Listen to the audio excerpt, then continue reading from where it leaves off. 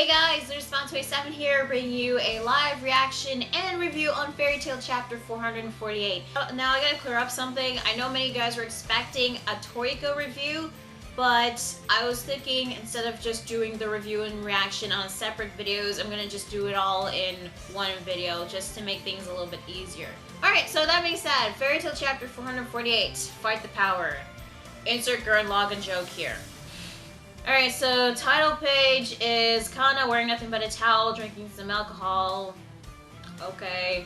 Okay, so there's a new Fairy Tail Guild building. It's been fully rebuilt.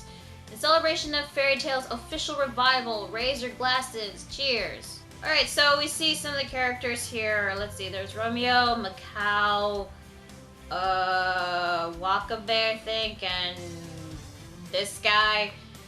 It's so hard to remember these characters. You can still address him as Master, I'll be stepping down. Okay, yeah, I kind of knew this was gonna happen. So Erza, even though she became the 7th Guildmaster for like, what, a day, 2 days, is now stepping down and letting Makarov take the mantle. I don't know if I like that, and they're all saying that he's now the 8th Master, which is... it's stupid, honestly. It's like calling the 3rd Hokage the 5th Hokage after Minato died when he became Hokage again. So now he's the 8th Master, and... did Erza do anything as a Guildmaster when she became one? Because I feel like she didn't do anything aside from organizing a team to infiltrate Alvarez. But that's about it, and that mission nearly went on failure if it wasn't for Gagio forming Team B. This is his 3rd time being Master, isn't it? How many times is he gonna be resurrected? He never actually died it. No, he never actually died, but there are times where he should have died. I'm just saying, he really should have died, but... well, you know. Luxus-san, did you do such things as well? That, hospitality? Oh my god, Luxus as a host. I don't know why, but I kind of want to see that, but I think major Luxus fans might get really pissed over that. I mean, there are still some fans that are still mad over Luxus over saying, I'm all fired up from the Grand Magic games. By the way, did you ever manage to get back in touch with Solano? Oh yeah, Angel. They just left her behind, didn't they? Yeah, she was pretty pissed. I was waiting for you guys, yeah. So yeah, that's it from Solano, or Angel, whatever. So I'm guessing she's going back to Crime Source here now. By the way, something I have to bring this up. I was told that in the latest episode of Fairy Tail, there were scenes depicted in the episode that were originally supposed to be in the manga, but Mashima couldn't add it because of time constraints or something. It's supposed to involve with Rusty Rose coming back and how Jalal got his eyesight back, which, you know, this is actually something I didn't question a while back. Like, what happened to his eyes? I mean, we saw him going blind, and then the next time we saw him, which was the aftermath of Tartarus, his eyes were back to normal. So, do I have to watch that episode to know what happens, or is it not really necessary? Because there's a part of me that doesn't want to. I mean, I remember that there was this whole arc about Cobra and what happened to that snake, Kinana, which was apparently human, but I didn't watch it because I didn't see the point in it. Essentially, something that kind of bugs me is that if you want to get the full story, you either have to like read the entire manga and check out its spin-offs, not only just the anime, but the anime spin-offs and the manga spin-offs as well. It just kind of irritates me, really. Okay, Happy's telling Panther Lily about fish. Gagio now knows that Wendy is now getting motion sickness. Nancy tries to comfort her, but it's not really working, because Wendy's all depressed if she's got motion sickness. Fairy Tail shenanigans, and okay. I just noticed this, but on page 8 in Manga Stream, there is a panel that shows all Fairy Tail getting into these conversations, doing a lot of stuff, and on the bottom right corner, Max is there on the table with a broom shoved up his butt. This has been a thing for a long time. Whenever there is some commotion going on in Fairy Tail, Max gets a broom shoved up his butt. Why? Is this supposed to be funny? Because I don't get it. I guess it's supposed to be Max's shtick. This is supposed to be comedy. But honestly, this is kind of... It just makes me wonder, why is there always a broom up his butt? It's not really funny. It's just, I'm feeling bad for the guy because he keeps getting a broom shoved up his ass for no reason whatsoever. And is this all this chapter is gonna be, just a reunion chapter? Because if that is true, then I probably shouldn't have done this live reaction. Okay, oh, shit. Blue's back. Holy crap. It's been a while since we last saw Blue. When was the last time we saw him? I don't remember. But yeah, he's back for some reason, and Levy and Lucy are just looking on, and okay, narration text. Alright. Masters returned to Fairy Tail. I'm guessing this is Lucy's narration or something. Lux is in the Thunder God tribe too. The Western continent and the Alvarez Empire. It was home to wizards whose power went beyond anything we could imagine. And the Black Wizard Zareth, under the moniker Emperor Spriggan, ruled over it all. In order to obtain the body of the first master that lies beneath Fairy Tail, Lumen Histoire, Fairy Heart apparently, he puts his plan into motion. You know, Zareth could have just sent Alvarez to go to Ishgard to get Lumen Histoire to investigate its whereabouts or something, because, well, Fairy Tail disbanded during that 1 year, and the Magic Council was gone for a while until it reformed, but they got God Serena on their side, who was supposed to be like the #1 top mage out of the top 10 wizard saints, you know? So there technically really wasn't anything stopping them from going to Ishgard, but Zareth wasn't there during that 1 year. So I guess Alvarez couldn't act on their own until their emperor, Zareth, gave them the word. So that's probably why Alvarez didn't go to Ishgard. The battle begins. It will probably be our hardest to date. I don't want to lose anyone. I want to come out on top like we always do. I want to laugh like this with everyone, forever.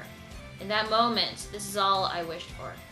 Okay, during this narration text, Kana convinced Lucy to drink a cup of alcohol.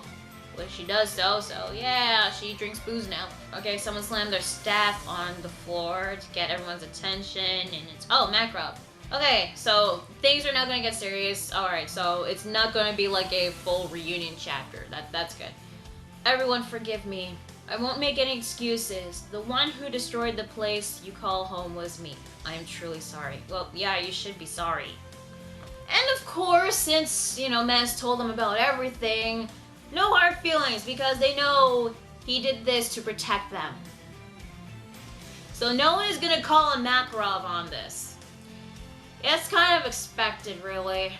Actually, no, you know what? I want to say bullshit on one thing.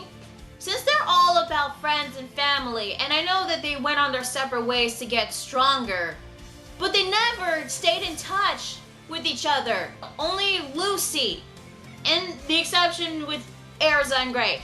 But that's it.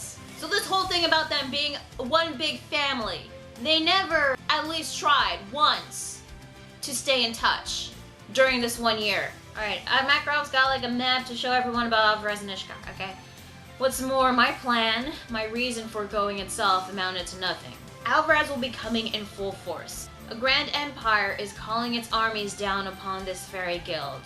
This is me caring. Of course Noxie would say something like this. We've all cracked skulls time and again for the sake of this guild. Didn't matter how strong our enemies were, our desire to protect the things important to us made us even stronger. Every single time.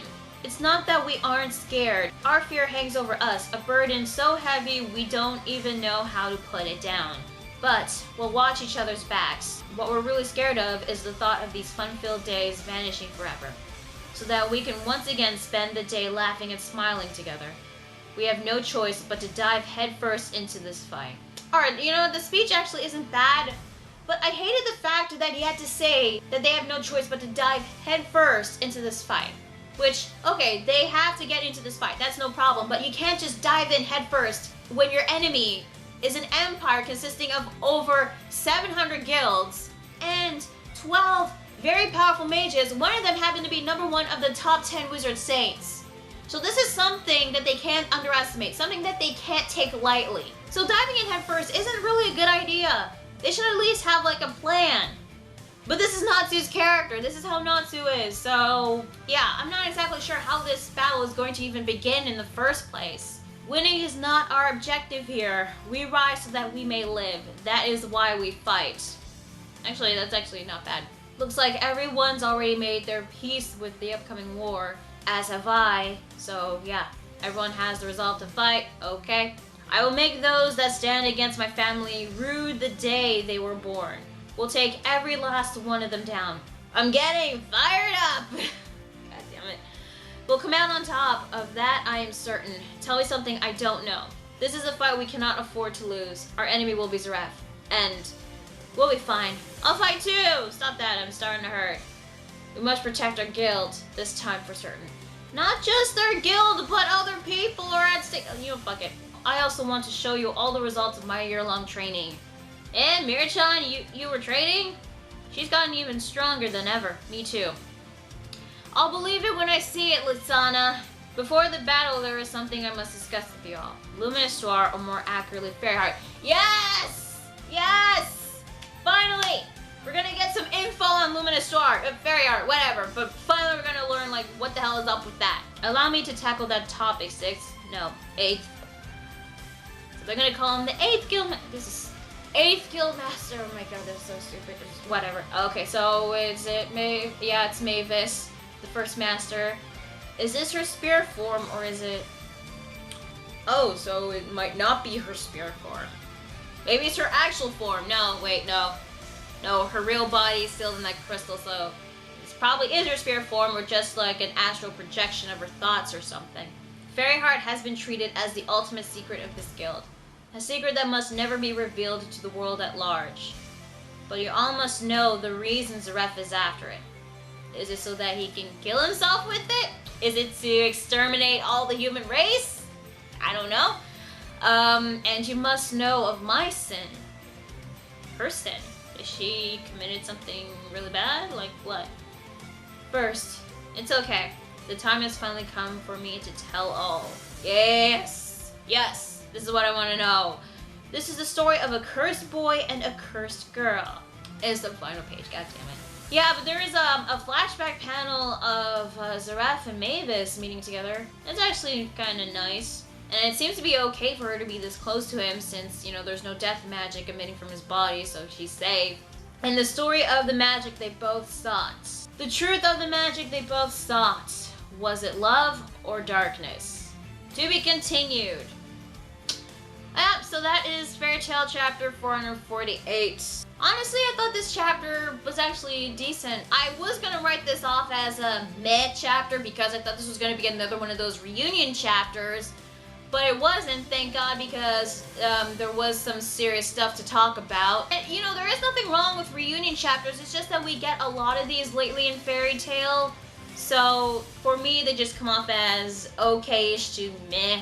Which was honestly how I felt about the beginning scenes of the chapter. And the whole thing about Makarov being the 8th Guildmaster honestly is kind of stupid. I mean, they have to call him now the 8th Guildmaster. Just call him 3rd Guildmaster. It's just not a big deal, really. But I just still find it stupid. And Erza is no longer Guildmaster, and honestly, what has she ever done to prove that she could become Guildmaster? Aside from that one time she stopped everyone from getting into this brawl and to get them all back to work, and the other time was to form a team to infiltrate Alvarez and rescue Makarov. That's about it, really. But then again, Guildarts was named the, 5th Guildmaster, and he only did like one thing, well 2 things, and that was for Luxus to come back to Fairy Tail and to assign Makarov to be the next Guildmaster, the 6th. I did like the fact that they were talking about Alvarez and how they're going to get into a war with them, and Natsu's speech was actually not bad. It was actually good, I will say. But I don't like the fact that they're not taking Alvarez seriously. Well, maybe they are, and Natsu's just saying this speech so that he can boost everyone's morale so that they won't get down, because they need to be very confident when they get into this battle. But then again, knowing Hiromashima, he might bring up, again, the power of friendship so that they can defeat Alvarez and the Spriggan 12. So this is actually something, again, that I said before, I am looking forward to seeing, but I'm treading lightly here because I don't know what Hiromashima is going to do. He might do the same thing like he did with his previous arcs. Like, have Fairy Tail struggle a bit and they overcome it with, you know, power of friendship most of the time. So please, Hiro, don't screw this up. Now, the best part of the chapter was finding out that we're going to get some info on Fairy Heart, what happened between Mavis and Zaref, what was the sin that she committed, and this magic that they both sought. However, this is something I have to say for the Fairy Tail fans. You'll probably have to read the spin-off Fairy Tail Zero, which tells Mavis's backstory and how Fairy Tail came to be. The spin-off is actually pretty good because you get to learn a lot about Mavis. Like, for example, Mavis can't grow or age anymore, so she's stuck as a 13, 14-year-old because of the improper use of fairy law. However, there weren't any events or any info that showed us why Mavis activated Fairy Heart, so unfortunately that is still a bit of a mystery. But I am looking forward to next week's chapter because one of the things I like about Fairy Tail is learning info on things that we need to know. I mean, we kind of get Mavis and Zaref's connection, but there seems to be more about this. This sin that she mentioned, we don't even know what that is. So, could this have something to do with creating Natsu? I'm not sure. We don't even know if she knows that Natsu is End. But next week's chapter is definitely going to be a dialogue-heavy info dump of a chapter, something that I'm actually looking forward to. So next week's chapter is called Mavis and Zaref, so we're going to get a story about Mavis and Zaref, of course, and what their relationship was. I mean, we kind of get the gist of it, sort of, on the Fairy Tail spin-off, Fairy Tail Zero, but there's obviously more to it than that. So, yeah, tell me guys, what do you think of this week's chapter? Did you like it? Did you hate it? Do you have any theories on what Fairy Heart might really be? What Mavis' sin is? And any ideas as to what kind of magic that Mavis and Zaref were both looking for? And what kind of relationship that they actually had? Let me know in the comments below. Be sure to like the video if you like it and subscribe for more videos. And be sure to check out my Facebook fan page and Google+. So yeah, that is Fairy Tail chapter 448. I'm Lumen 27, and I'll see you guys later. Bye.